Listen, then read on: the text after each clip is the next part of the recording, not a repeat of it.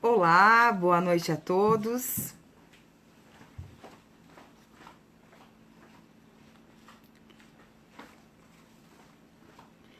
Hoje nossa live com o geneticista Celso Barbiero. Já vou convidar aqui, deixa eu ver.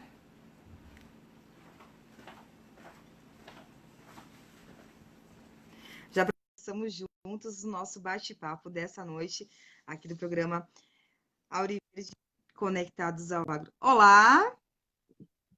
Olá, boa noite. Boa noite, Celso, tudo bem? Tudo bem? E você? Tudo certo, seja bem-vindo! Obrigado. Que bom estar aqui. Celso, eu estava conversando aqui rapidamente com o pessoal que estava entrando e eu pensei, vou te mandar logo o convite já para nós dividirmos a tela e já entrar direto no assunto, né? Porque já são 19 horas, né? Sim, ok. Beleza. Celso, se tu me permite, eu gostaria de ler um breve currículo aqui seu, até para o pessoal poder ir se inteirando mais a respeito do assunto, já pensando em algumas perguntas também para nossa live, nosso bate-papo hoje, sobre contribuições da ciência genômica para o melhoramento genético. Pode ser?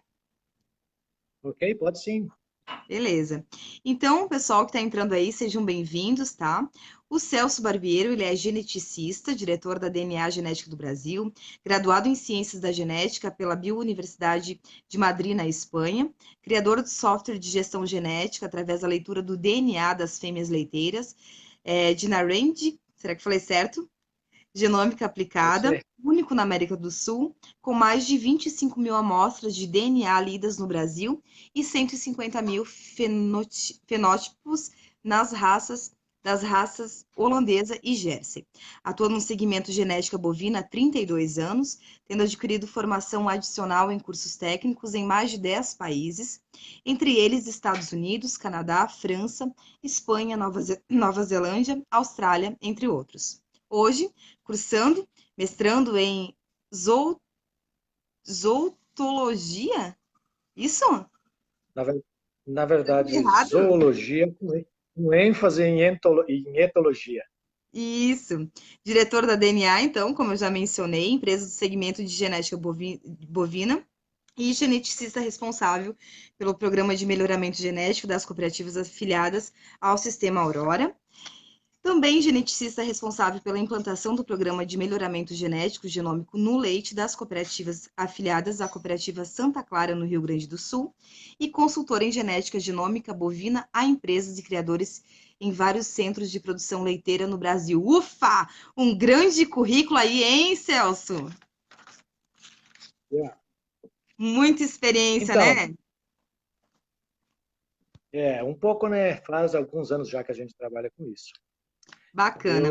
Fábio, eu antes de qualquer coisa, se você me permite, também eu gostaria de agradecer a oportunidade que a Cooper Ouro Verde está nos dando. Quero mandar um abraço a todas as pessoas que eu conheço lá, desde o nosso presidente o Cláudio até o nosso pessoal do departamento técnico, que sempre a Ouro Verde nos prestigia e sempre está nos convidando e preocupada também com a informação para os criadores. Então, meu agradecimento a todos, meu boa noite a todos, e é um prazer enorme eu estar aqui com vocês nesse evento, tá? Certo, nossa satisfação é nossa, né, de recebê-lo e também uma grande alegria em poder estar compartilhando essa live, mais uma transmissão, hoje em um horário um pouco diferente, né? Nós também recebemos alguns pedidos, então, dos nossos associados, nossos internautas aí, para que nós pudéssemos mudar um pouquinho o horário da nossa live. E eu acho que foi uma boa sugestão, né, Celso, às 19 horas, o pessoal aí já está também mais tranquilo um pouco na propriedade, né? E também consegue interagir, mandar suas perguntas estar aqui conosco também, aprendendo e compartilhando, né, diversas informações aí através do nosso programa Auriverde Conectados ao Agro. Celso, eu gostaria de ver contigo assim, ó, para nós entrar no assunto, né? Eu coloquei aqui um comentário e gostaria que tu me ajudasse a a fortalecer essa situação, né? Em todas, talvez seja uma dúvida, inclusive, de diversos produtores rurais, né, voltados principalmente produtores que trabalham com esse segmento de bovinocultura leiteira, né? Em toda propriedade leiteira, sempre existem vacas que se destacam produzindo mais leite, apesar de estar recebendo o mesmo tipo de manejo que outros animais. Por outro lado, mesmo recebendo o mesmo tratamento do rebanho, que ano após ano são menos produtivas. A menos que o animal esteja doente, essa diferença de produção pode também estar relacionada ao fator genético?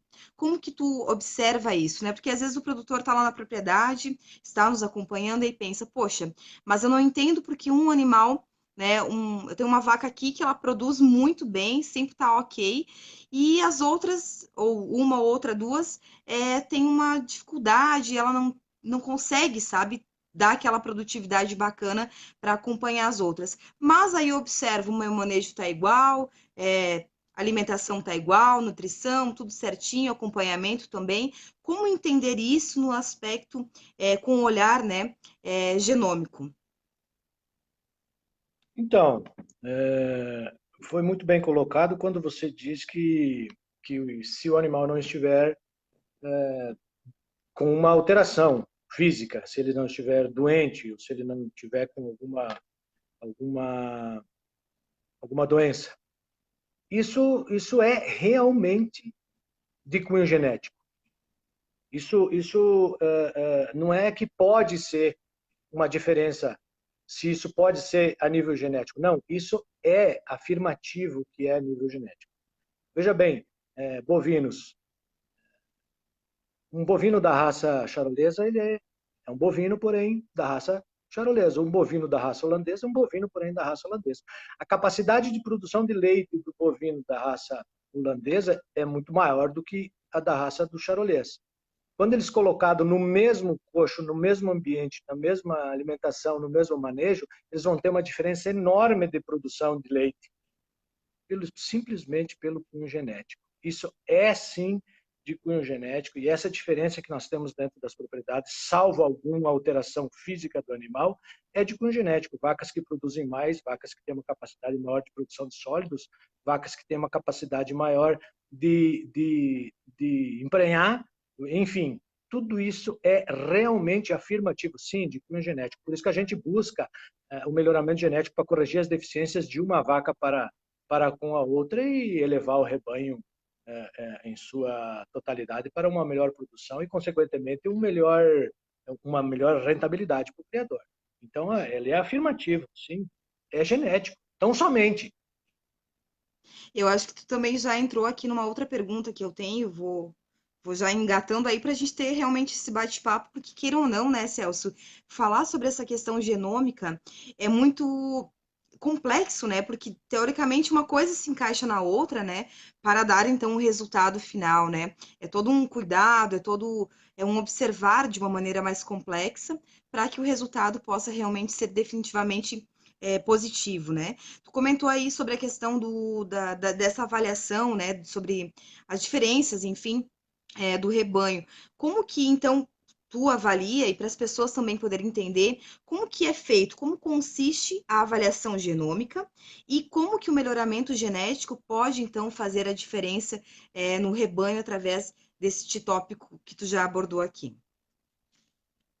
Então, muito rapidamente, a tecnologia da seleção genômica, ela é um pouco complexa, digamos, né? De certa forma complexa. Mas muito rapidamente, eu vou ser muito rápido nessa sua resposta e tentar dar, então, uma visão para quem está nos acompanhando. A seleção, a tecnologia da seleção genômica nada mais é de que entender um animal assim que ele nasce, que ele sai da vaca, ou mesmo hoje ainda interno da vaca, compreender as capacidades que esse animal vai ter no futuro, de capacidades de interesse econômico, de produção e etc., antes dele nos mostrar na idade adulta. O que é, então, basicamente isso? É diminuir o intervalo de gerações. Esse é o grande feito da genômica. além da descoberta das doenças, além da descoberta de marcadores moleculares com qualidade de leite, além de tudo isso, mas se hoje você me pedisse qual é o grande diferencial da seleção genômica, o grande diferencial da seleção genômica é fazer com que a gente entenda um animal antes dele ser produtivo. Nós não necessitamos fazer um teste de DNA numa vaca de 6 anos, porque nós já sabemos quanto ela produz. O que nós queremos é saber se uma fêmea de 2 dias vai ser produtora, porque daí a gente vai ter a condição de criar ela diferencial e saber que nós vamos estar investindo em alguma coisa que vai dar retorno.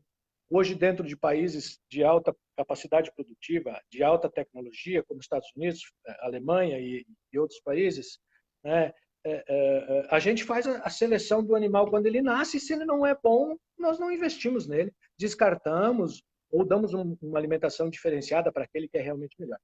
A tecnologia genômica nada mais é do que você coletar material orgânico desse animal e aí então mandar para os órgãos responsáveis abrir esse DNA e compreender a nível de genótipo que genes esse animal tem e esses genes, então, que capacidade terão de nos fornecer a informação das características de interesse econômico, que são mais de 100, né? Além também das características de doença genética.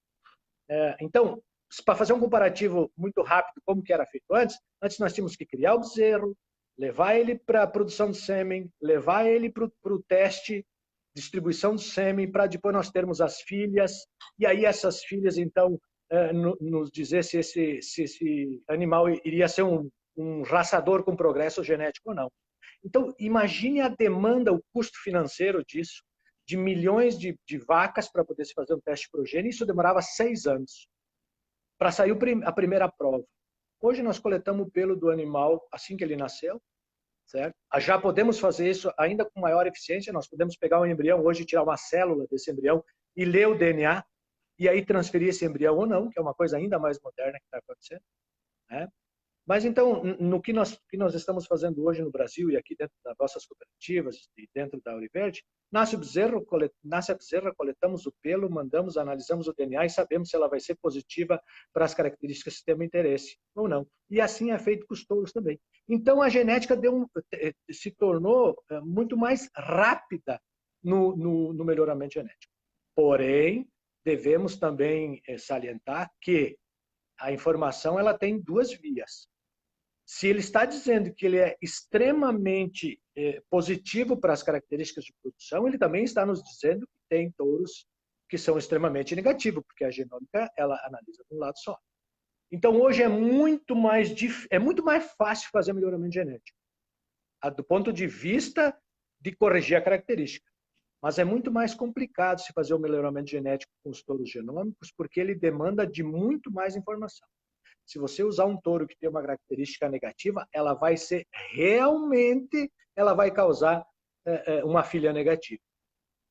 E, além de que, a seleção genômica ela não existe sem a bioinformática, que é uma disciplina nova e que nos permite analisar dados, as informações da vida do animal. Então, a tecnologia genômica vem para fazer um belíssimo trabalho. Nós temos resultados já desses anos que ela tem, que são excepcionais, porém, com muito cuidado para ser usado, certo? Uma coisa é ler um teste genômico nos Estados Unidos, uma coisa é ler um teste genômico em outro país. Depende muito de como que essas informações vão chegar para a realidade desse país aqui, no caso da produção de leite no Brasil. Ok? Não sei se daqui a pouco eu me estendi um pouco. Não, perfeito. E até eu quero pegar esse gancho aí do teu comentário, Celso. Eu acho que também, assim, os produtores que estão nos acompanhando, daqui a pouquinho também eu já vou dar uma boa noite para o pessoal, né? Inclusive, se vocês que estão nos acompanhando tiverem perguntas, fiquem à vontade, o Celso também está aqui, né, Celso, para poder também tirar as dúvidas, né? Mas, enquanto isso, eu vou levantando algumas situações, tá, Celso, que é do dia a dia, né, do vocabulário dos produtores também, quem sabe seja uma das dúvidas de quem está nos acompanhando, né? Quando nós falamos em melhoramento genético, dá uma sensação de que é algo que demanda muito investimento e, de certa forma, muito complexo, muito complicado. A sensação que eu tenho, assim, de até de ter lido alguns materiais, enfim, aí disponíveis também na internet, né? É que é algo tão próximo e ao mesmo tempo aparenta estar tão distante do produtor, né? Porque hoje também uma palavra que eu vou pegar aí do teu comentário que tu falaste assim da realidade, né? Hoje a realidade também de cada produtor, cada um tem a sua propriedade. Às vezes tem alguns produtores que pensam realmente em investir em um rebanho, em ter cada vez mais animais, em talvez aumentar a propriedade, enfim, ou talvez produtores que tenham até mais do que um segmento, não só a bovinocultura leiteira, mas talvez tenha aves, enfim, e outras situações, outras atividades, e que talvez não tenha interesse em estar focando só na questão do leite, né? Enfim, são várias realidades totalmente distintas, mas eu gostaria de trazer um pouquinho essa questão. Como poder compartilhar com os produtores, de maneira geral, Celso, de que a tecnologia é algo que está aí e que, de certa forma, está batendo na nossa porta, isso a gente percebe diariamente, seja na qualidade dos produtos, a exigência internacional também muito grande de muitas coisas, e novos comportamentos tiveram que ser adaptados também nas propriedades para poder conseguir atingir um nível de exigência, enfim, que o mercado está buscando, e claro, nós, né, todos nós, como consumidores também, né? Mas essa questão de, poxa, é muito caro, olha, eu não tenho interesse em fazer nada nesse aspecto, porque não tem interesse em crescer na propriedade no segmento de bovinocultura leiteira. Como que nós podemos conversar a respeito disso? Seja o pequeno, médio ou grande produtor, de leite, porque ele precisa, de certa forma, estar buscando conhecimento, porque ele precisa entender esse tipo de processo para poder, quem sabe, até correr o risco, entre aspas, de mudar a sua visão e estar trazendo novos resultados, novas oportunidades de negócio e ver que a produção leiteira realmente é um negócio rentável, né? Apesar dos apesares, ainda é um segmento que está crescendo, está em expansão e tem como gerar muito lucro também. Mas diante disso, vai precisar esse casamento tecnológico, esse casamento de inovação também, diante de todas as grandes transformações que nós estamos passando, né? Sim. Por favor, Celso. Então, o produtor, ele está... Veja, no começo, eu vou voltar um pouquinho na minha colocação. Sim.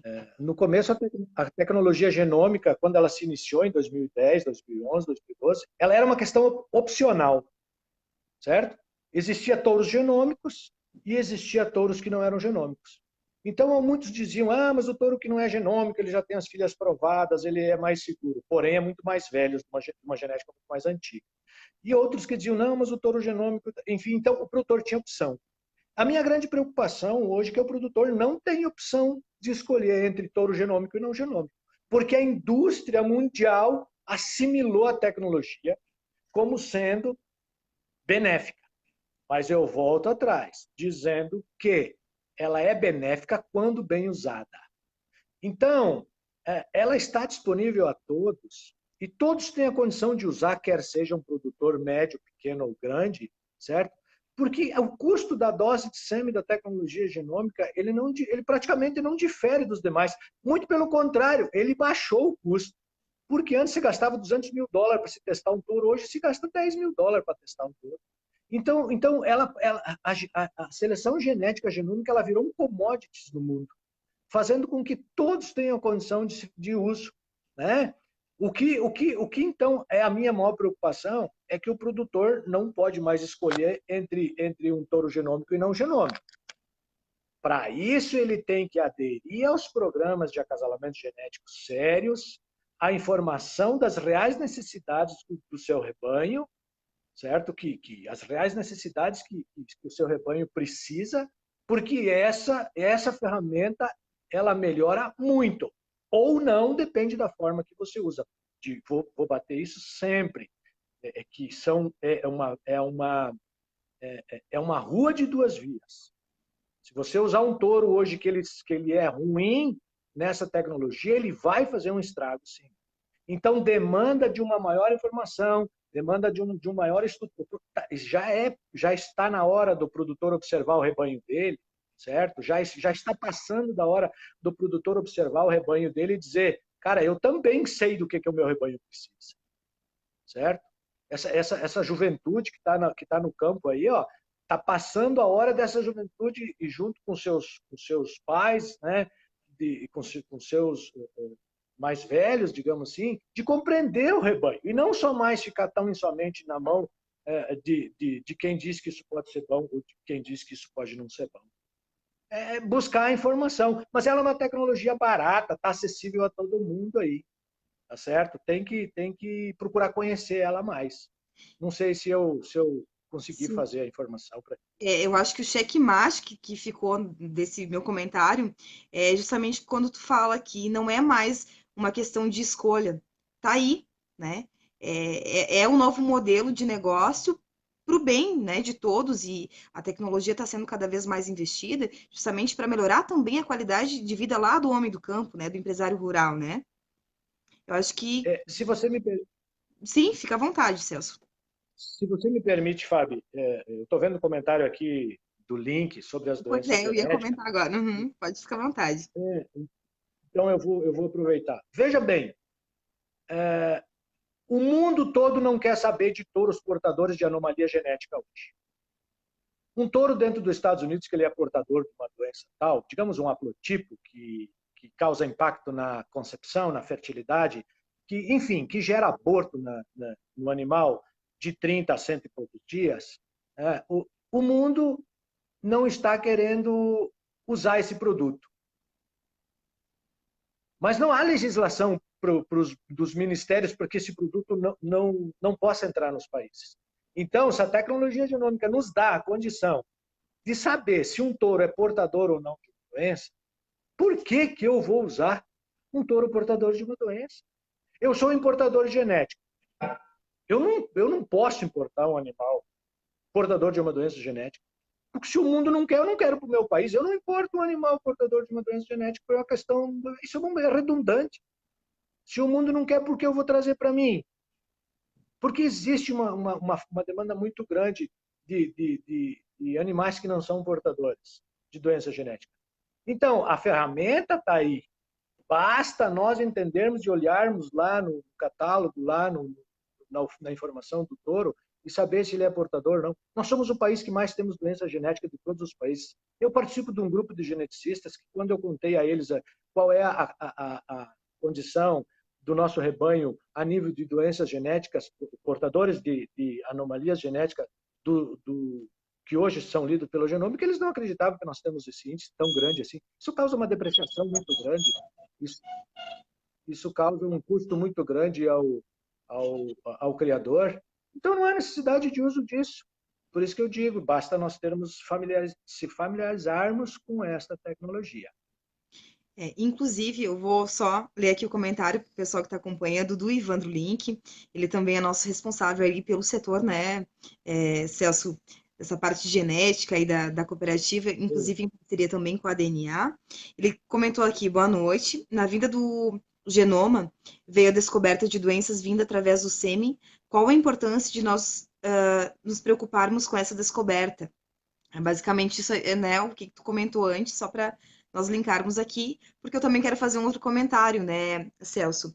Até o quesito aí, no sentido de ser caro, ser barato, ou qual que é o primeiro passo, né, para quem está começando agora, talvez, e está tendo essas informações recentemente, a Cooperativa Regional Ouro Verde também possui, né, um programa voltado especialmente para isso, com profissionais qualificados também para melhor orientar, e também em parceria, né, com a DNA Genética do Brasil também já vem sendo realizado vários trabalhos, né, de suma importância. O mais recente, que também eu gostaria que tu comentasse, referente ao nascimento raro das bezerras trigêmeas, né? Nós estivemos na propriedade lá. Um abração lá também para o seu Gilmar, para a dona Janine Roland, no município de São Carlos também. Foi um fato aí que a genômica, né, também nos presenteou aí com essa maravilhosa notícia, né, Celso? Um abraço lá para os nossos amigos lá na propriedade, que a gente teve lá e foi muito bem recebido, certo? E é um fato extremamente raro quando você tem o nascimento de trigêmeas, e acabaram que as trigêmeas hoje são animais vivos e saudáveis, e então isso foi muito legal. Eu quero fazer apenas uma consideração técnica para que não haja um Seu nome. entendimento, um entendimento diferente. Quando a Fábio falou que a tecnologia genômica nos parabenizou, nos aportou, sim, ela nos aportou a informação de que esses animais são realmente Sim. filhos Uhum. da vaca tal e do touro tal, e que realmente são irmãos, e que são irmãos e não são irmãos de DNAs diferentes. A genômica não nos concede animais gêmeos ou trigêmeos ou não. A genômica Uhum. apenas nos informou que eles realmente são, são da mesma linha genética, de pai e de mãe. Mas é uma E, coisa muito interessante, certo? Os gêmeos e trigêmeos no mundo das raças leiteiras, eles vêm aumentando, certo? Eles vêm crescendo. Antigamente era difícil se ver gêmeos, né? E hoje se tem mais. Por quê? Pela própria inseminação artificial, pelo próprio progresso da, das raças e tal, principalmente o holandês, que já está há muitos anos no processo de melhoramento genético. Então, foi um fato diferente, foi um fato único. Eu mesmo nunca tinha visto isso em toda a minha carreira, de ver trigêmeos vivas, as três fêmeas, porque se desse um macho aí teria dado um problema ainda mais, seria inutilizado. Então, as fêmeas, pelo fato de serem nos mamíferos bovinos, isso acontece quando há o cruzamento, quando há macho e fêmea na mesma gestação, acaba que a novilha tem lá seus problemas, né? E não pode ser aproveitada. E nesse caso foram três fêmeas, e nesse caso foram três fêmeas de, de óvulo e de espermatozoide diferente, o que ainda é mais difícil. Eu não tenho essa informação, mas eu quero acreditar que eram, além de tudo, de dois cornos uterinos, que ela ovulou em dois cornos, porque, enfim, é uma suposição minha. Mas foi um caso muito interessante, muito legal de acompanhar, sabe? bacana. Inclusive, obrigada, Celso. É bem importante esse parênteses que tu fez aí. No dia, na última visita que nós fizemos à propriedade, né, Celso? Então, foi entregue o relatório justamente dessa parte de DNA, né, até para que os proprietários dos animais pudessem saber tudo bem certinho, né, toda essa parte teórica, técnica, aliás, que o Celso abordou, do espermatozoide, do sêmen, enfim, que elas eram definitivamente, né, da mesma mãe, enfim, aí do toda essa parte aí mais que não me compete, né, Celso, não é minha área, mas assim, eu tenho prazer em aprender, estou aprendendo junto com os nossos telespectadores também. Então, muito obrigada pela tua correção e levantamento extremamente importante, tá? Celso, eu queria também te perguntar a respeito, tu já falou alguma coisa, mas sobre a genômica, o que beneficia, né, a genômica do, voltado às provas de touros, né? Tu já comentou alguma coisa, mas se tu quiser dar uma ampliada a respeito dos benefícios que a genômica oferece e fornece nas provas de touro também? Sim. A prova de um touro hoje, ela é muito mais fácil, muito mais barata de ser executada, e quebrou o monopólio de que alguns touros só que faziam o processo de seleção no mundo. Como eu disse, hoje, hoje você pode trazer uma genética muito rápida de qualquer país e fazer um raçador em qualquer país, pela análise do genoma. Talvez o grande feito dele seja nas características de saúde, de qualidade de leite, de saúde a nível de doenças genéticas. E hoje é muito mais rápido uma prova de um touro. Na segunda geração já ele tem uma confiabilidade muito grande, e a cada dia que passa tem mais informações, então isso acaba nos dando mais segurança ainda. Mas do ponto de vista de análise para o criador, de análise para o nosso pessoal lá na fazenda, ele é da mesma forma, certo? se analisa da mesma forma. O que mudou um pouco aí é que aparece lá se é portador de doença, se não é portador, né? Mas a forma de ver a prova, a forma de ver o catálogo do touro é praticamente o mesmo. O que acontece é que ele nos dá mais segurança de uso hoje. Um touro na primeira prova do genoma, com 2 dias de vida, ele tem a segurança de 6 anos de teste. Então, o intervalo de geração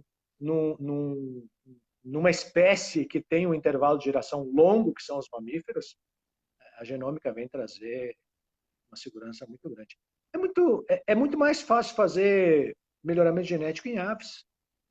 Em 21 dias você sai de um acasalamento, um ovo da galinha até o nascimento do pinto, e tantos dias depois você tem aí os resultados de quanto ele ganhou em conversão alimentar e etc.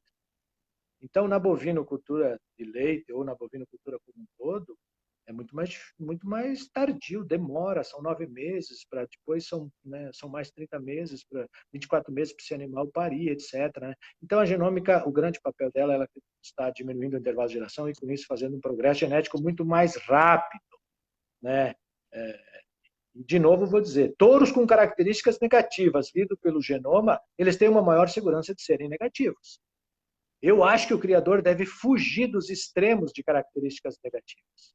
É inconcebível hoje, com a tecnologia genômica, nós comercializarmos um touro que seja menos 21 por...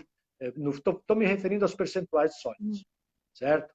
O mundo busca melhoramento em sólidos e também em saúde, mas é inconcebível hoje usar um touro que ele é menos 0,21 negativo para percentual de proteína.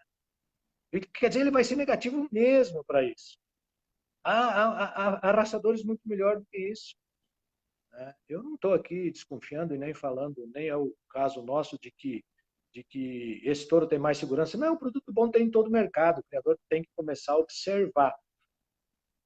Eu me aporto muito na informação que um geneticista americano, numa palestra que eu tive o prazer de sentar para ouvir ele me disse. Ele disse a todos: antes da tecnologia genômica, nós dirigíamos um carro popular, certo? Numa estrada não asfaltada. Ele ia a 70 km por hora, 80 km por hora, em qualquer intempérie nós segurávamos ele, em sua maioria das vezes, conseguimos controlar o carro. Hoje, com a tecnologia genômica, nós usamos uma Ferrari numa pista asfaltada e andamos a 180 km por hora.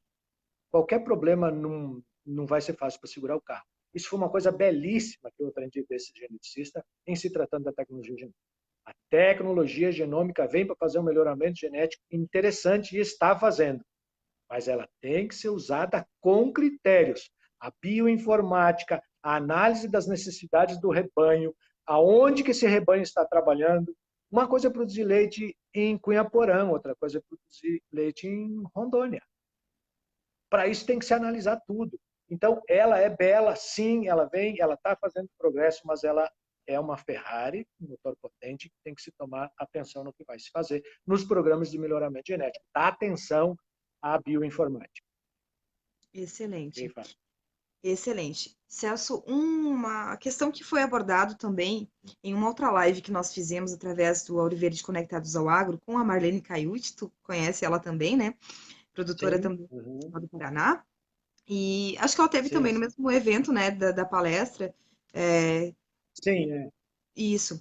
E aí ela comentou sobre a questão do leite A2, né? Aí o pessoal, pá, mas isso, A2. Mas o que é isso? Como é que funciona e tal? Que ela estava, né, explicando que ela também estava no início dessa questão. E aí eu gostaria de compartilhar, né, que tu compartilhasse conosco o que seria essa proteína encontrada, então, e essa descoberta, enfim, da sigla A2A2. Então, os marcadores moleculares para as características do leite, de sólidos do leite, beta-caseína, alfa-caseína, kappa-caseína e etc., foram os primeiros marcadores moleculares que se descobriu. Antes do mapeamento do genoma bovino, já se lia alguns marcadores, que se fazia a seleção genética através do auxílio de alguns marcadores. E as caseínas do leite foram os primeiros que a pesquisa buscou informação. Isso lá em 1992, aí, certo?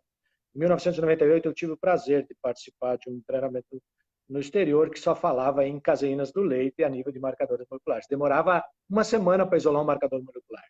Hoje, em minutos, se isola milhares de marcadores, milhões de marcadores. Certo?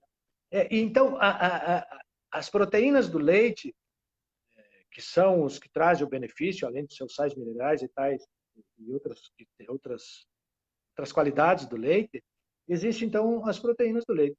E a beta-caseína é uma delas, certo? Então, eu vou voltar um pouco no passado, quando que uma vaca, isso há 500, digamos, há milhares de anos atrás, todas as vacas produziam leite A2A2. Depois eu vou explicar, Fábio, a diferença do A2A2, enfim. Por que A2A2, ou A1A2, ou A1A1? São dois alelos desse gene que tem a capacidade de produzir essa beta-caseína. Um vem da vaca, do óvulo, e outro vem do espermatozoide do touro, certo? Então, o 2 é o alelo, é o referencial do gene que faz com que essa vaca apresente uma beta-caseína com esse ou com aquele alelo. Então, lá, milhões de anos atrás, houve uma mutação nesses animais e eles passaram a produzir indivíduos A1A2, A1A1. Muito bem.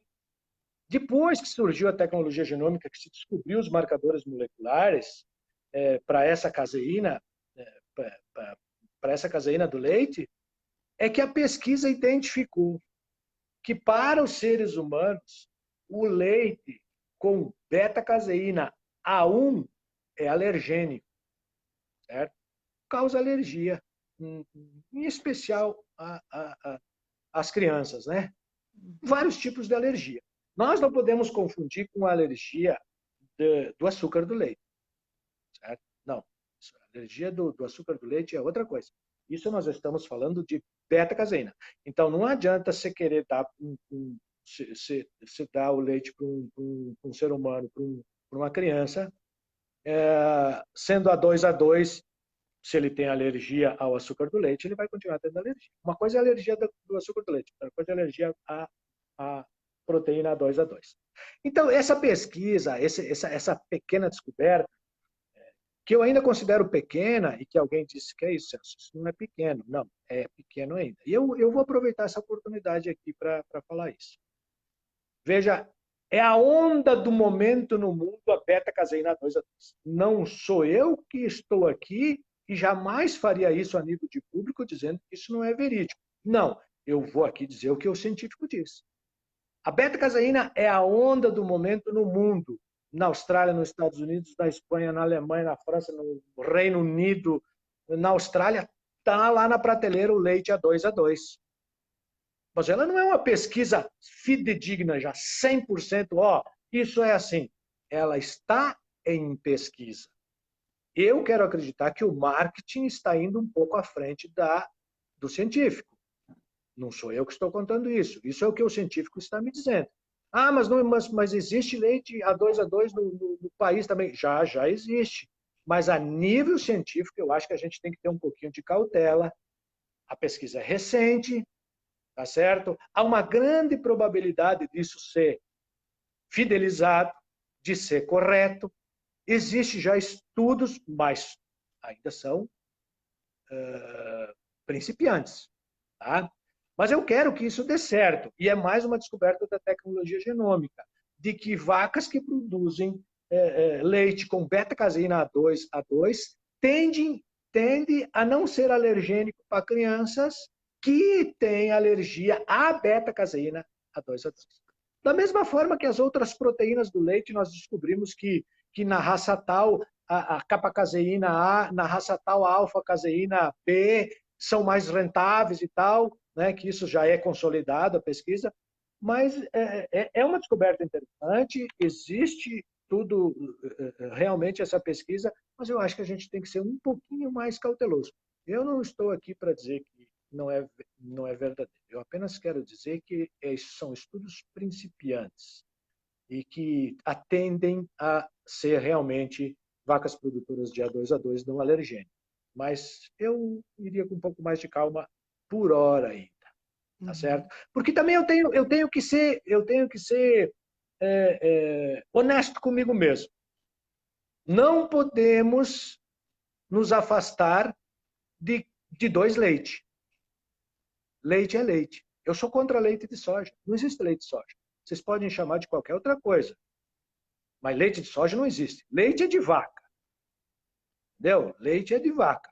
Então, quando eu digo que o leite A2A2 é ótimo, será que eu estou dizendo que o A1A1 não é bom? Só por causa da beta-caseína A1A2, que ainda não está cientificamente com todo o estudo provado? Então, o A1A1 não é bom?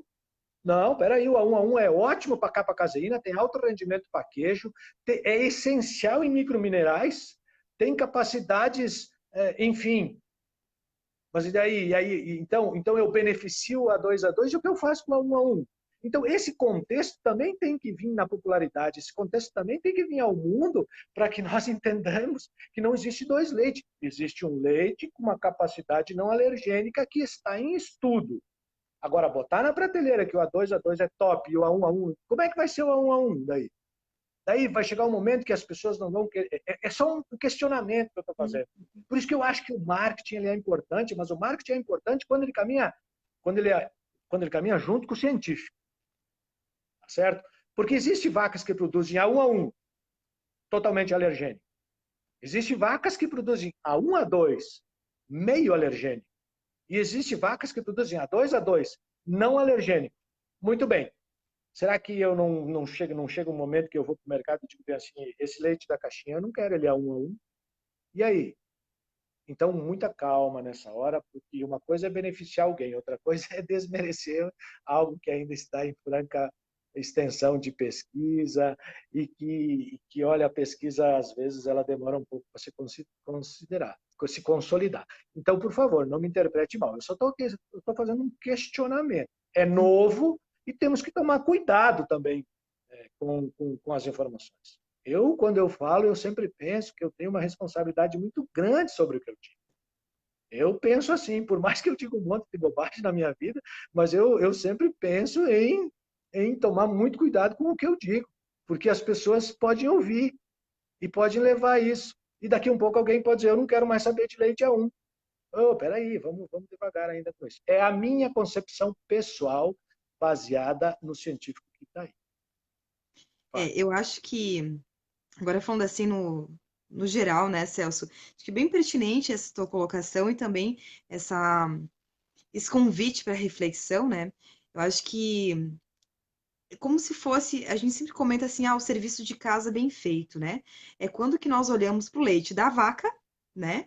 Que é aquele que nós conhecemos, né? Que temos na propriedade, enfim, e pensar de uma maneira estratégica também, e acompanhando o que nós temos à nossa disposição, como foi comentado antes, a Auriverde e também demais cooperativas, né, de outras regiões que também estão nos acompanhando, sempre tem grandes projetos, grandes, importantes programas dentro que fornece e que traz, aproxima, né, o produtor de um conhecimento, de um compartilhar, né, de vamos conversar.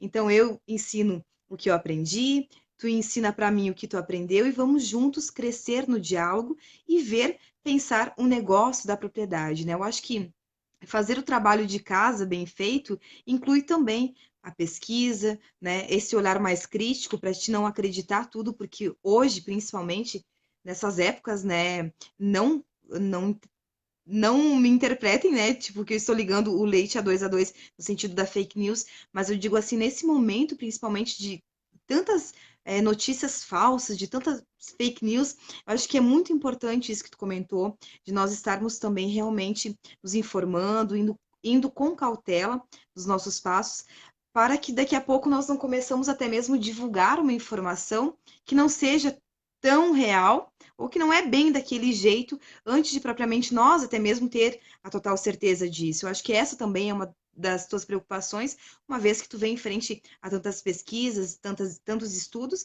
e só pelo teu currículo, só pelo que eu li, né, do teu currículo, dá para perceber que há toda essa responsabilidade, até porque faz acompanhamento com os produtores, faz esse trabalho com as empresas, com a cooperativa, e é um trabalho realmente muito importante, que faz a diferença. É uma coisa que não é tão simples, né, Celso? Então, acho que é bem pertinente. E esse convite para reflexão, acho que é bem-vindo a todos que estão aqui acompanhando, tá?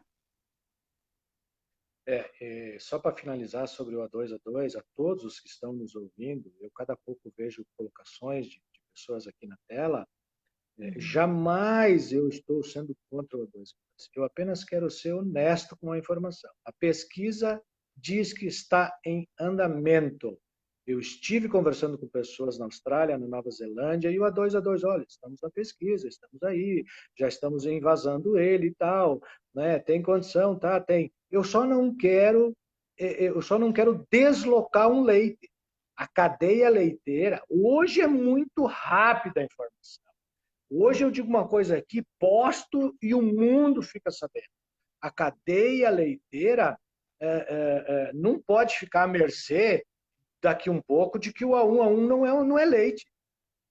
Eu só tô querendo colocar que eu acho que tem que ir com cautela. Torcemos para isso.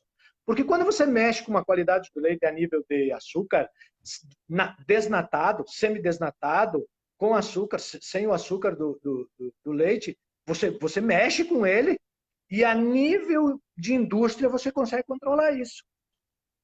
Nós não conseguimos controlar isso com o A2A2. O A2A2 sai de lá da vaca, eu não posso separar, eu não posso desnatar é uma palavra que não tem muito a ver, mas eu não posso mexer com o A2A2. Eu só quero cautela. Eu quero apostar no A2A2, eu quero acreditar que o A2A2 vai trazer um benefício para a população, né? Mas só quero um pouco de cautela, só para que não haja, né? Só isso, só isso, só isso. Bem tranquilo, bem, sem estresse. Eu não estou dizendo que não é bom, tá entendendo? Só eu acho que a gente tem que tomar um pouco de cuidado. Porque veja só, nós mexemos com milhares de famílias.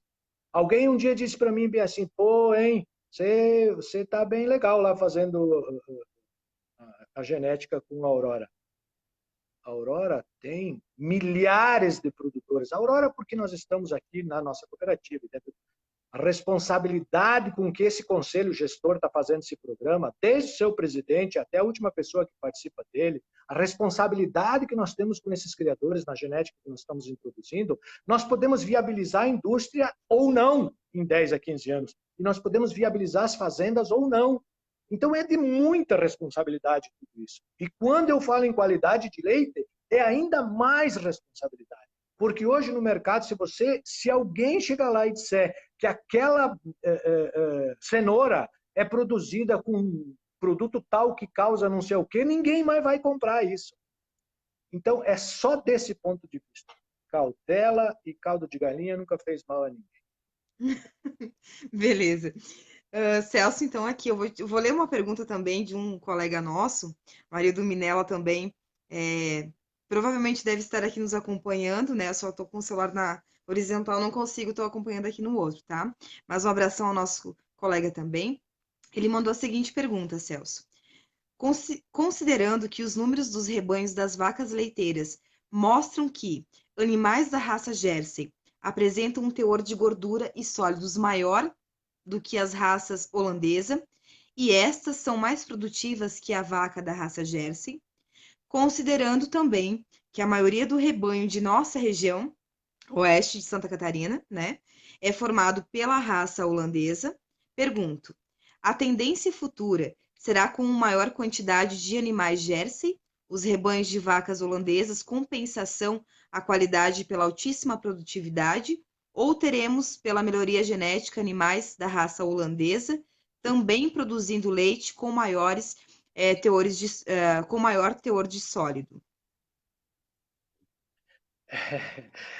Veja que o Minella, ele pegou pesado Deu uma nessa encorpada pergunta aí, né? dele.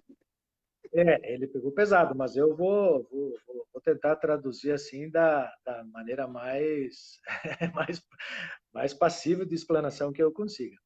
Tá. Ele é correto quando ele diz que rebanhos, que animais da raça holandesa produzem mais leite fluido e animais da raça Jersey produzem mais sólidos. Veja bem que se nós formos um pouco para trás no entendimento das raças, nós temos as raças selectas, que é uma explicação científica um pouco mais para trás, que são selecionadas para a produção desse conteúdo, no caso, o volume de leite. Nós temos as raças selectas para a produção de proteína.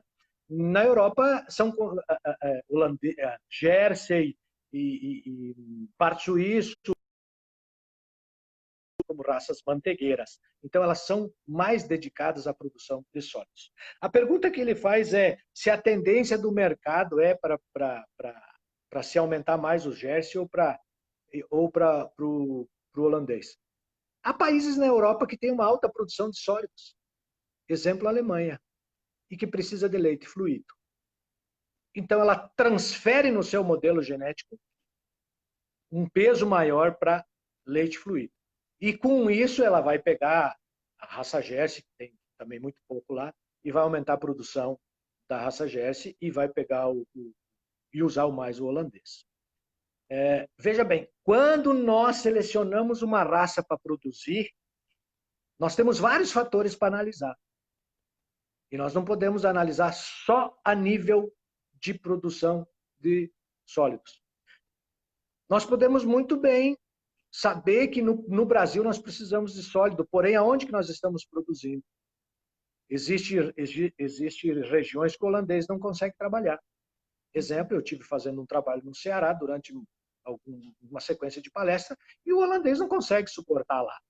Da mesma forma que tem pouco Jersey, lá o negócio é o girolando. Então, quando o Minella me pede se a tendência é do Jersey aumentar ou do holandês diminuir, porque hoje, dentro da própria Aurora, nós temos uma informação de ter infinitamente mais animais da raça holandesa, depende de cada caso, em cada propriedade. Mas que nós precisamos aumentar a quantidade de sólidos dentro da nossa indústria, nós precisamos. O Jersey é uma boa opção, é uma ótima opção para isso. Mas nós podemos ter uma vaca Jersey com alta produção? Sim, podemos. A produção de leite da vaca Jersey, da raça Jersey, ela é muito maior, ela é quase o dobro do que produz o nosso rebanho total dentro do estado de Santa Catarina. Então, eu vou pegar o oeste de Santa Catarina. O oeste de Santa Catarina tem uma capacidade de produção do seu rebanho geral de 5.000 litros de leite ano. Lactação. É um dado que nós temos. Pode não ser tão científico, mas é um dado que nós temos em milhares de animais. A produção da vaca Jersey nos Estados Unidos é 10.000 quilos de leite. Então, essa vaca Jersey é o dobro do que nós temos aqui. Eu não estou falando do comparativo com a vaca holandesa, estou falando do comparativo no oeste de Santa Catarina de todas as raças. Então, ela é uma raça extremamente importante, porque tem capacidade de produzir até 10.000 quilos de leite, 9.500, depende de cada país, com boa produção. Agora, não adianta aumentar a produção do Jersey e não dar atenção no modelo genético para aumentar também os sólidos, porque nós vamos fazer inversão. Porque nós estamos trabalhando com uma característica inversamente proporcional a nível científico e falando em genética. Quanto mais você aumenta a quantidade de leite, mais você diminui os sólidos, mesmo no Jersey. Então, não adianta eu botar 30 litros de leite no Jersey. Se eu não controlar os sólidos, eu vou ter uma vaca ruim para sólidos. E nós podemos pegar uma vaca holandesa e fazer ela produzir 40 litros de leite com excepcional nível de sólido. Podemos, porque os outros países fazem isso. Os Estados Unidos tem uma vaca de 12.000 quilos de leite por ano com altos sólidos. Ou melhor do que os nossos sólidos aqui. Então, nós podemos fazer isso. Então para finalizar e para não deixar assim, sem uma resposta rápida, só para não ficar no debate aqui e não dar, eu acho que o Jersey tende a aumentar no oeste e no estado de Santa Catarina. E eu, como profissional, aprovo o aumento dele, porque ele é uma raça que desempenha muito bem num terreno íngreme, ele é uma raça que tem capacidade de boa produção de leite, aceitável para o momento, e que tem muita produção de sólidos pela própria raça. Mas sempre devemos dar atenção para nunca produzir uma vaca Jersey que não tem, que o modelo genético no próprio Jersey não seja positivo para sólidos também. Tá?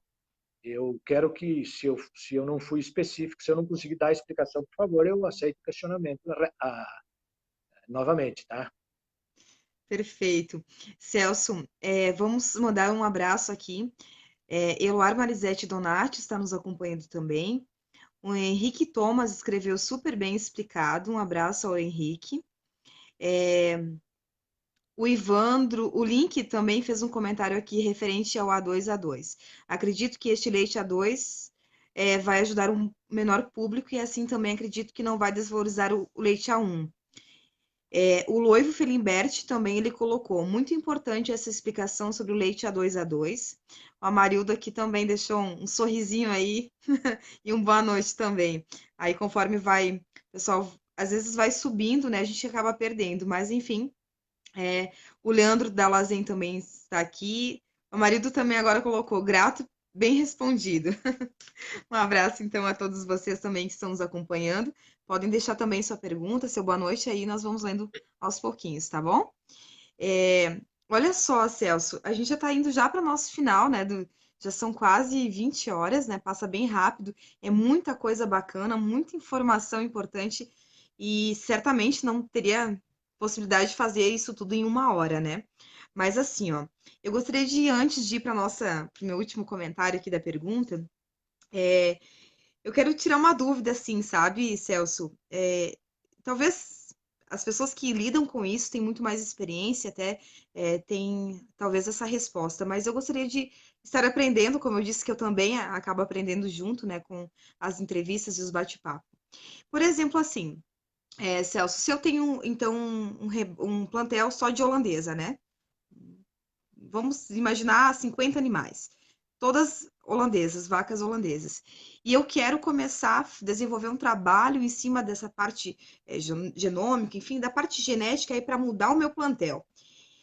Teórico, mais ou menos assim, não sei se eu estou errada, por favor, me corrija, mas quanto tempo eu demoraria, em média, para conseguir trocar o meu plantel?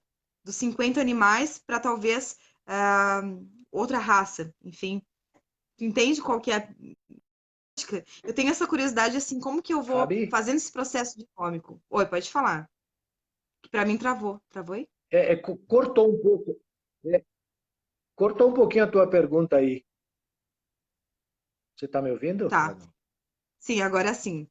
Qual que é o período que eu demoraria para trocar todo o meu plantel, a partir do momento que eu começo a observar essa parte genética e vou fazendo todos os procedimentos aí para poder trocar realmente e modificar e não quero mais essa raça, quero uma outra raça. E quanto tempo eu demoro para fazer isso?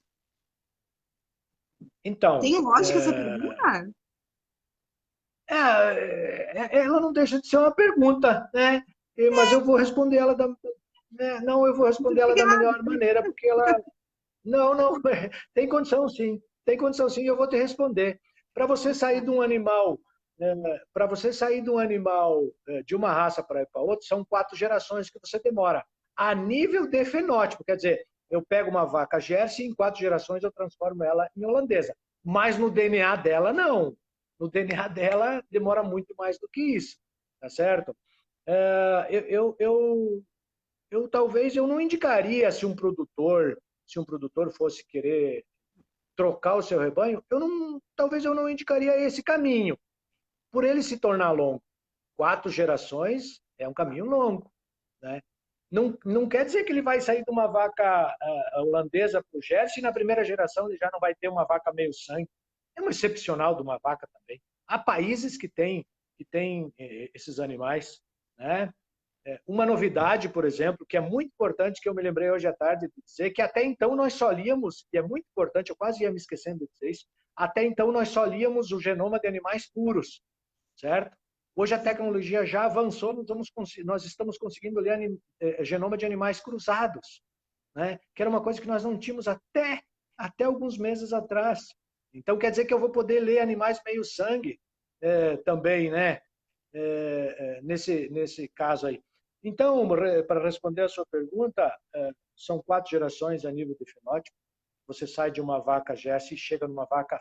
A nível de fenótipo, olhando essa vaca, ela vai parecer totalmente holandesa. Tá? Mas a nível de DNA, vai ficar genes do Jersey aí por centenas de anos, certo? Talvez o melhor caminho seria outro, né? Eu agradeço, Celso, porque assim, ó, a gente também recebe, às vezes, comentários e tal, porque nós temos um grande público que não é produtor rural, né? Que são pessoas que também têm outras profissões e às vezes fica um pouco assim, bem distante, né? Alguma coisa do que nós estamos falando, e apesar disso, as pessoas continuam acompanhando, porque tem um apreço, vai acompanhando o dia a dia também da cooperativa, as nossas atividades em âmbito social, enfim, diversos aspectos. E eu sempre penso assim, quando a gente tem dúvida, a gente tem que perguntar, né? E eu acho que talvez pode ser uma coisa assim, até meio, entre aspas, bobo, né, Celso? Mas talvez pode ser uma coisa assim que as pessoas perguntam, tá, mas como é que funciona esse negócio de Mas plantel, de eu, raça, né? Então eu fico muito mas agradecida eu pela já tua tive, humildade também em responder, tá, Celso? mas eu já tive produtores que tomaram esse caminho no passado, né? Não é um caminho errado. Talvez não seja o caminho mais rápido, mas não é errado. Eu tive produtores que resolveram não ter mais o rebanho holandês e cruzaram todas as vacas com animais Jersey, um touro Jersey, e depois nas Jersey botaram Jersey de novo e foram para o rebanho Jersey. Eu já vi isso na minha vida acontecer. Você não está errada, não. Talvez hoje, nos tempos tão modernos, nos tempos com tantas tecnologias, eu não tomaria esse caminho. Eu faria de uma outra forma. Eu já botaria um animal, através da tecnologia FIV, Jersey, de alta qualidade, na barriga dessa holandesa.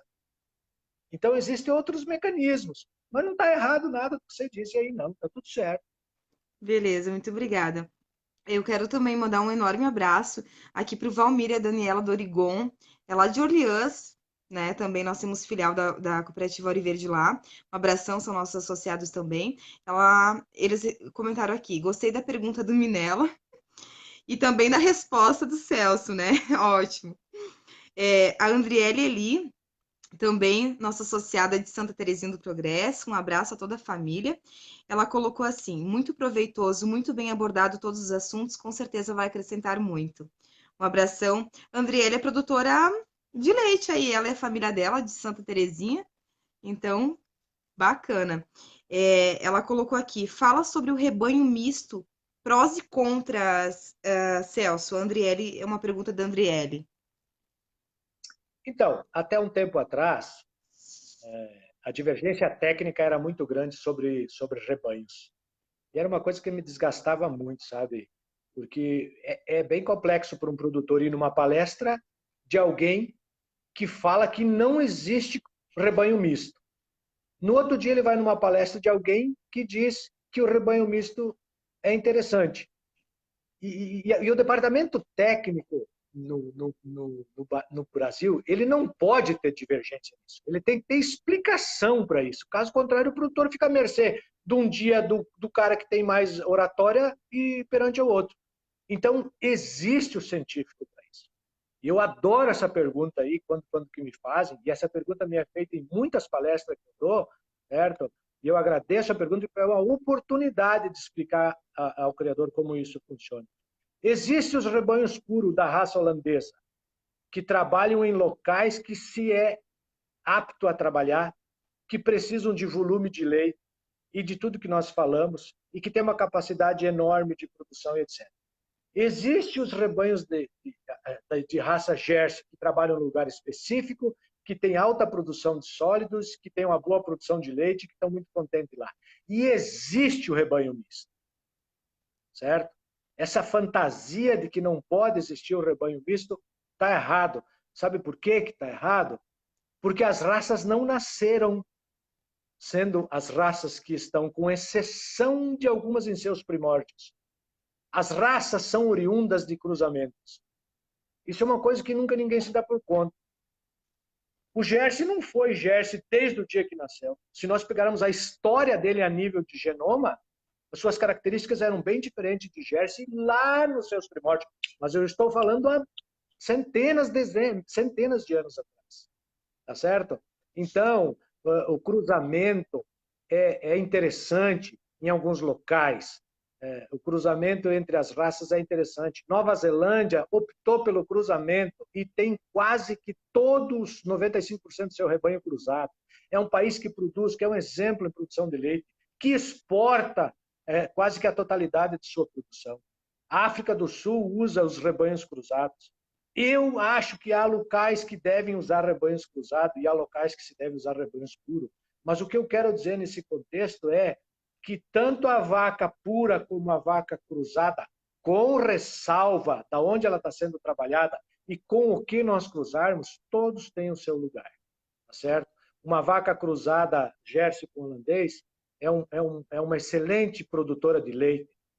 Ao contrário do que se falam, tá? O científico diz que uma vaca cruzada Jersey com holandês tem na primeira geração, o que vocês muito comumente chamam de F1, ela tem capacidade de produzir até 92% do leite da holandesa, com um excelente sistema mamário.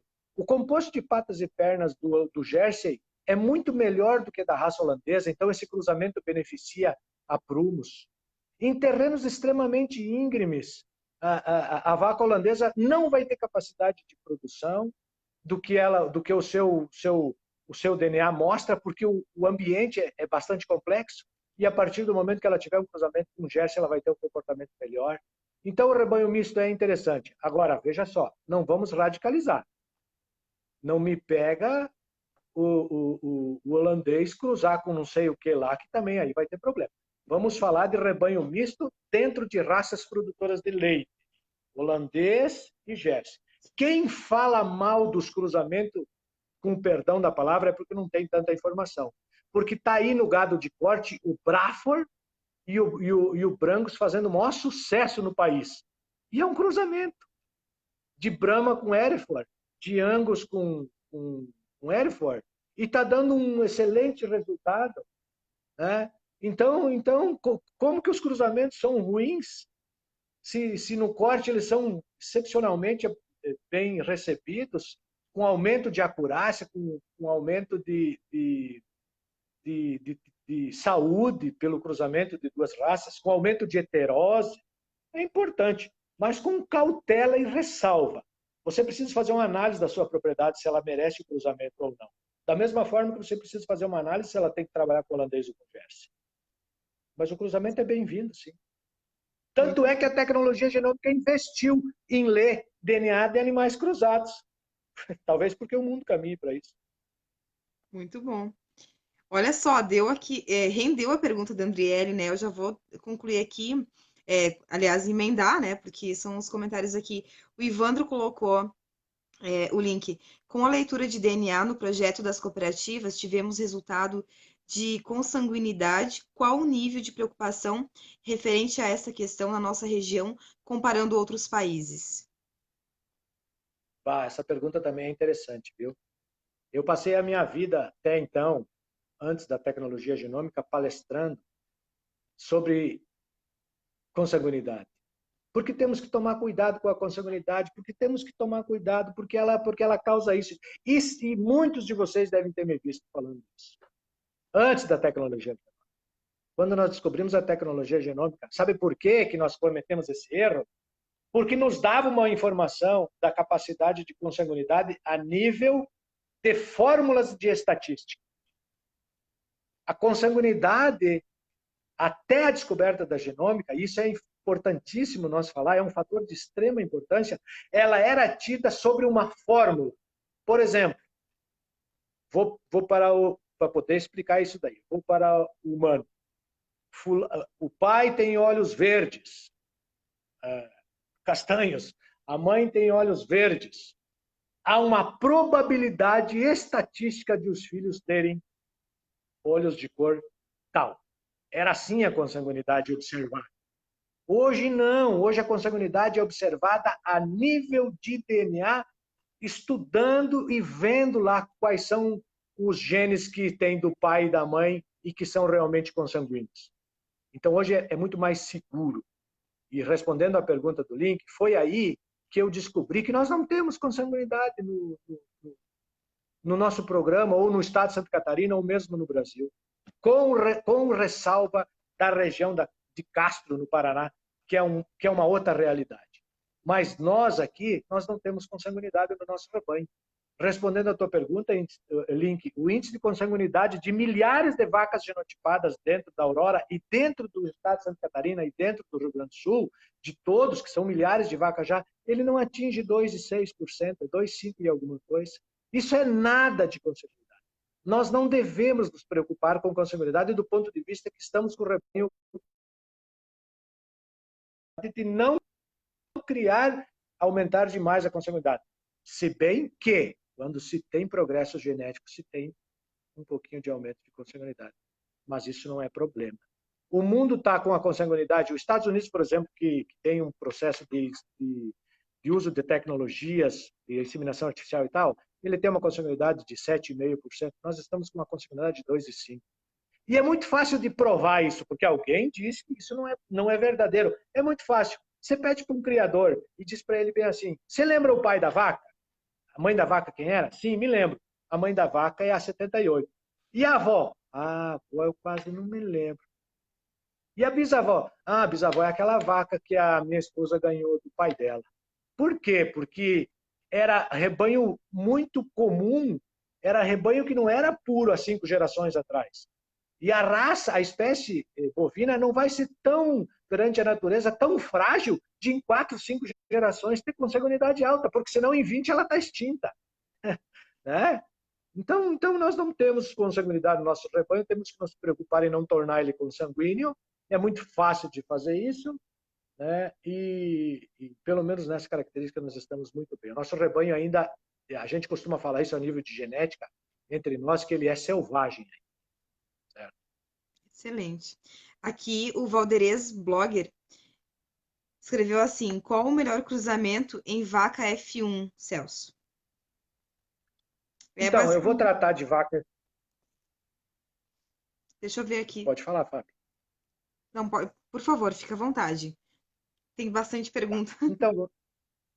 Então, Valderez, eu vou te responder considerando vaca F1 para os demais que estão nos assistindo, considerando vaca F1 uma filha, então, de um pai holandês ou Jersey e de uma mãe holandesa ou Jersey, tá? Vamos canalizar para F1 ser um cruzamento de holandês com Jersey. Você tem que entender nessa F1 se o teu rebanho necessita de maior volume de leite, se o teu ambiente comporta você ir de volta para o holandês, certo? Se o teu terreno é íngreme, que você necessita de uma vaca mais de menor tamanho, né? Você tem que ter uma série de perguntas. Agora, na F1, ao contrário do que se fala também, você também pode botar o holandês nela ou o Jersey. Mas daí, Valderez, vem a primeira pergunta. Não, só um pouquinho. Como que eu vou botar o holandês de parto? Quando você faz um cruzamento de uma vaca holandesa com uma vaca Jersey para extrair uma vaca F1, você tem que usar nela um touro que é usado para novilhas, uma amplitude de garupa menor. Quando você vai usar uma vaca Jersey para fazer uma F1, você tem que usar uma vaca que tenha uma boa largura de garupa. Para que depois, quando você vai botar de volta, você consiga botar um touro holandês.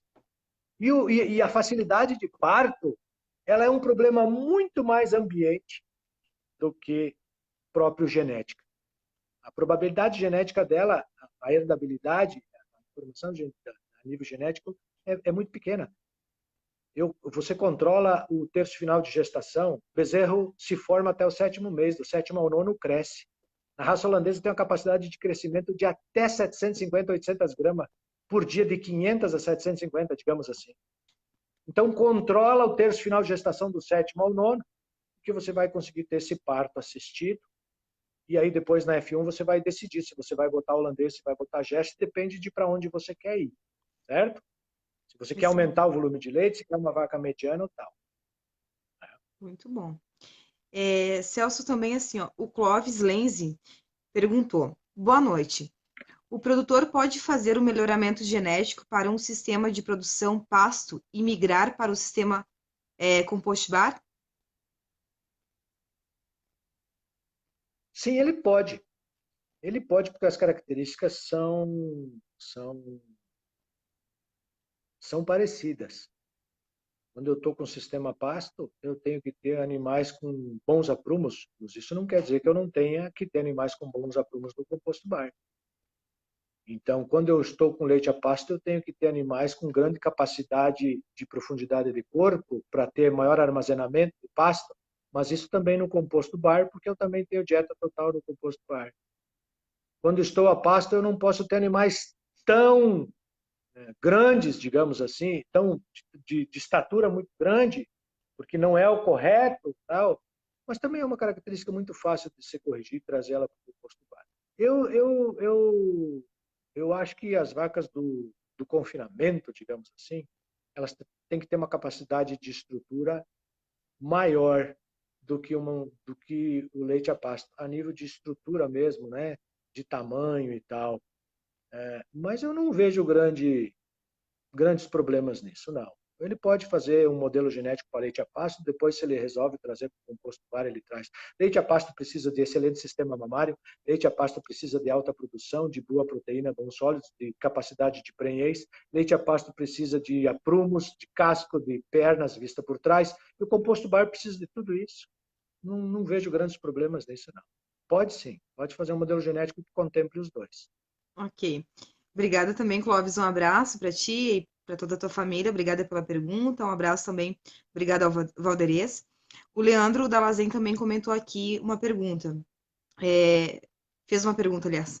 Boa noite, Celso. Teria como fazer uma explanação da validação de implantes de embriões em barrigas de aluguel, os prós e contra?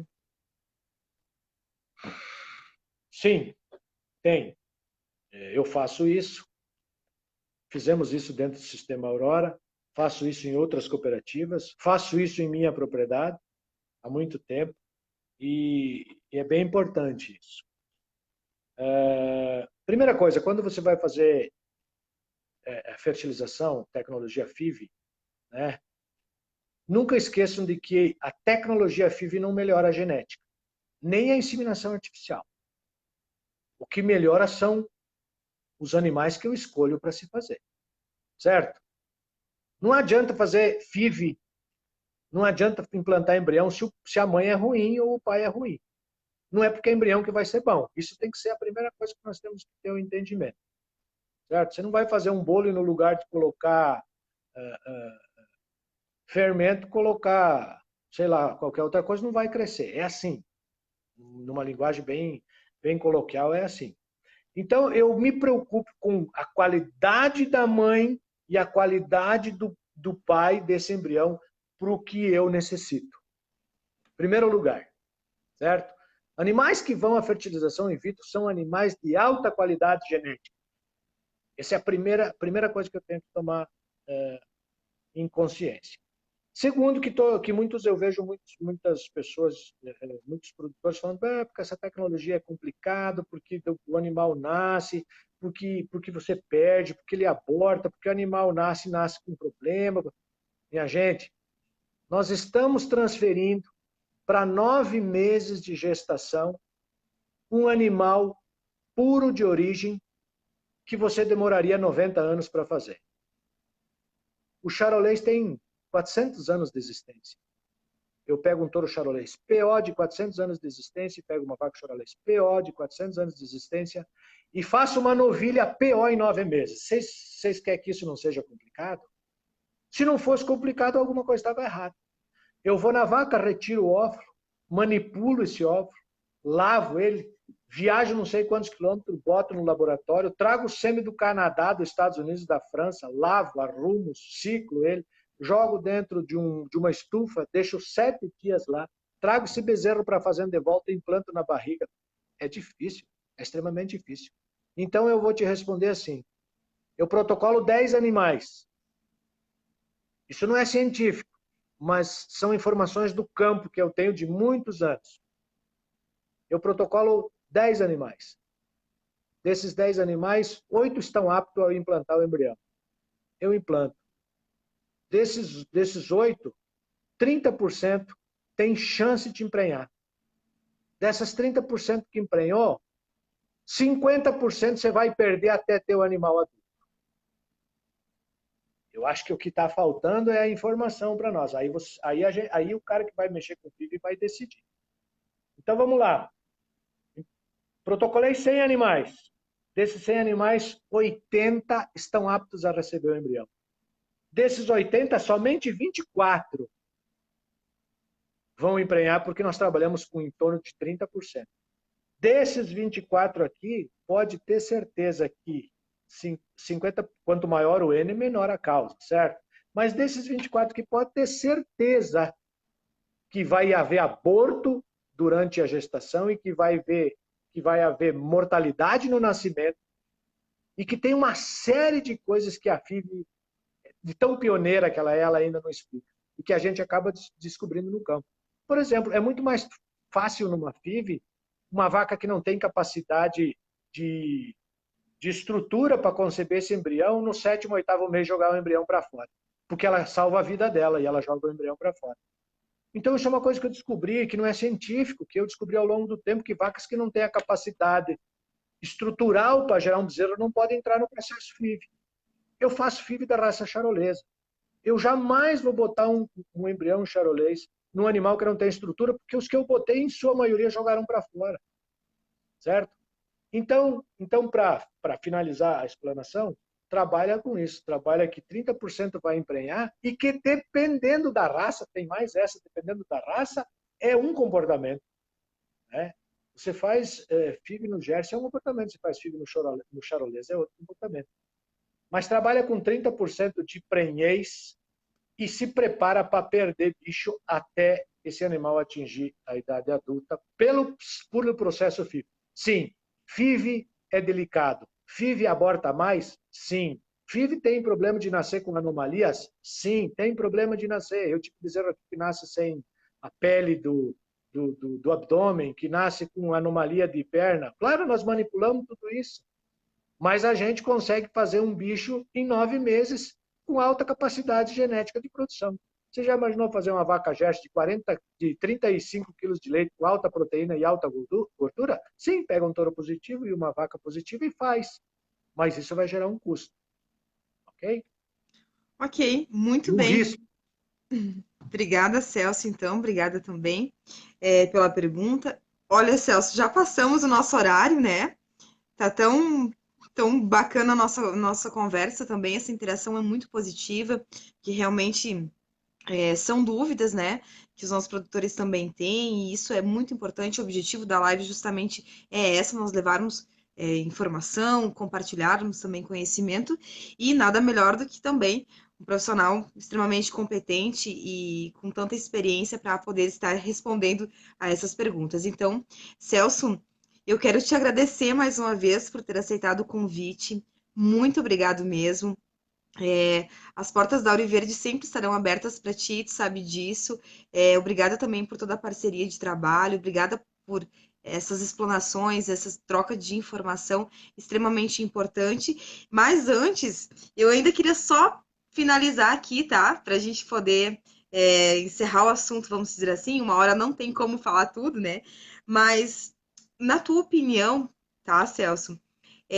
Os cuidados e o olhar para a genômica também tem por objetivo aumentar a lucratividade da propriedade. Eu gostaria que tu, com toda a tua experiência, deixasse a sua mensagem, a sua dica, né, aos nossos queridos produtores rurais que estão nos acompanhando, sobre essa tua visão do futuro, do olhar aí com a genômica.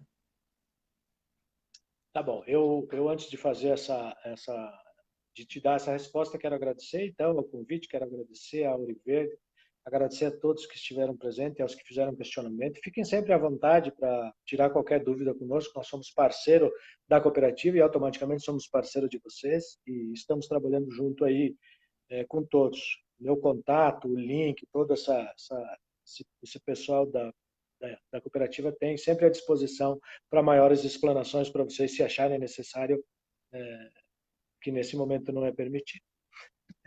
Então, a tecnologia genômica, ela é o maior feito da história do melhoramento genético nos bovinos, em específico nos bovinos leite. Nada progrediu tanto. Ela não foi ela não foi de acreditação, ela não foi acreditada por grandes especialistas. Eu hoje tenho orgulho de dizer que eu fui um dos pioneiros da tecnologia genômica no Brasil, em 2010, quando fui contratado por uma empresa canadense para difusão da tecnologia genômica. Não tenho rancor nenhum de ter apanhado durante todos esses anos, porque eu sabia do que nós estamos falando. Não há nada igual à tecnologia genômica para o melhoramento genético, e o mundo está vendo isso. Não há nada para a indústria tão importante quanto a tecnologia genômica para o melhoramento dos seus quesitos sólidos, que iriam inviabilizar muitas indústrias no mundo, porque iria demorar muito tempo para isso acontecer, para esse melhoramento acontecer. E a tecnologia genômica faz com que isso aconteça muito rapidamente. Os criadores têm uma ferramenta importantíssima na mão para melhoria de saúde dos rebanhos, melhoria de prenhez desses animais, melhoria de saúde a nível de conformação, de casco, de pernas e etc. Então, não se foge mais da tecnologia genômica, ela está aí. Ela é importante, muito importante. Mas eu vou, de novo, falar aquilo que nós falamos no início. Com um processo de pareamento, de acasalamento, extremamente seguro e honesto. Nunca foi tão... A mensagem que eu quero deixar aqui hoje para os criadores, nunca foi tão importante para vocês conhecer o rebanho de vocês e conhecer a tecnologia genômica e as provas de touro, para que vocês sejam os responsáveis pelo acasalamento de suas propriedades.